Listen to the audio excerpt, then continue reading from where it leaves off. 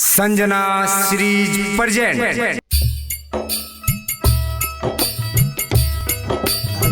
आई भैया, संजना सीरीज के माध्यम से तमाम भोजपुरिया भैया के हार्दिक अभिनंदन और नमस्कार करतनी। और आई बहुत ही पुराना भोजपुरी गीत रुआ लोगन के समक्ष परोसतनी, जेमें बेंजू पर हमार बड़ भैया शंभू जी और ऑर्गन पर हमार गुरु तुल्य महेंद्र जी और तबला पर राजा बाबू और ढोलक पर हमार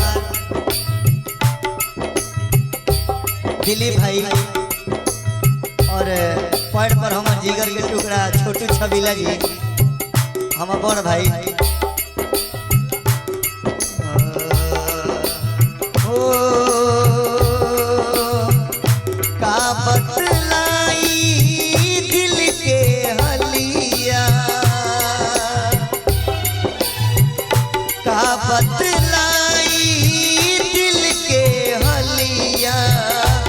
धड़केला तोहरे नाम से का बतलाई दिल के हलिया, धड़केला तोहरे नाम से भगवान बनौले बाड़े तुहरा के बड़ी आराम से, भगवान बड़ी तुहरा के बढ़िया राम। का बतलाई दिल के हलिया, का बतलाई दिल के हलिया, तड़पेला तोहरे नाम से भगवान बनौले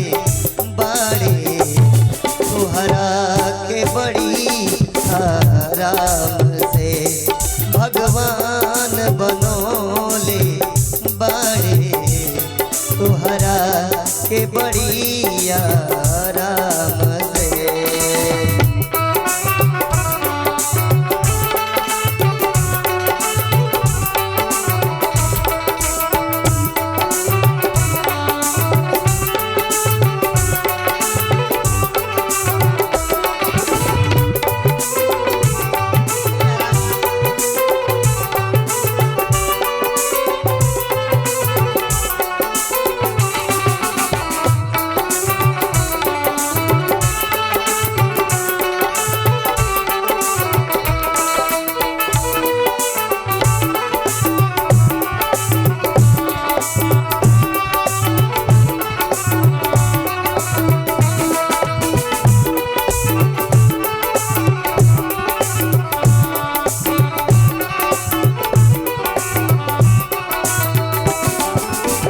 होठवा के लाली बद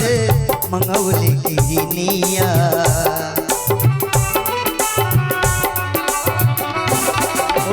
होठवा के लाली बद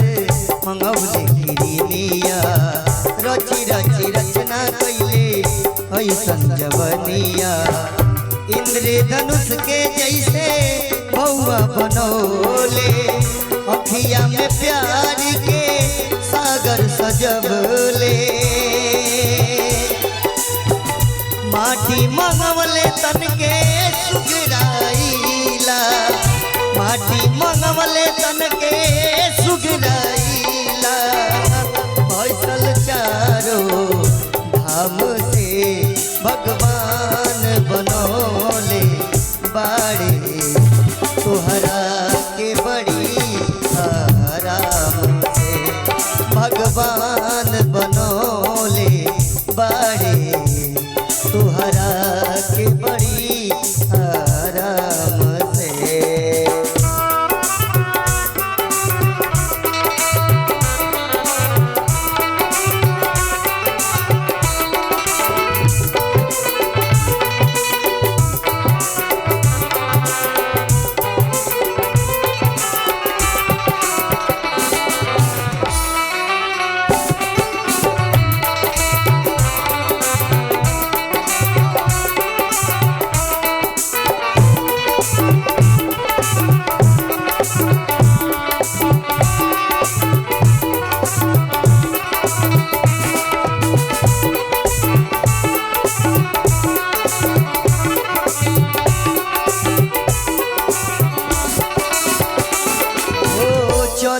त ताजमहलिया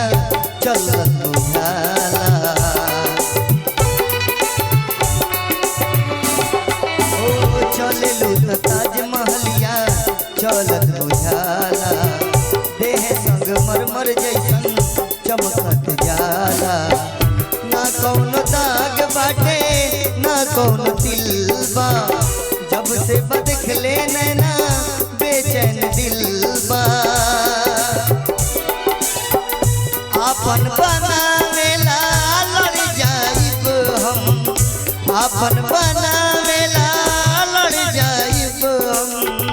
प्यार के हर अंजाम से भगवान बनोले बारे तोहरा के बड़ी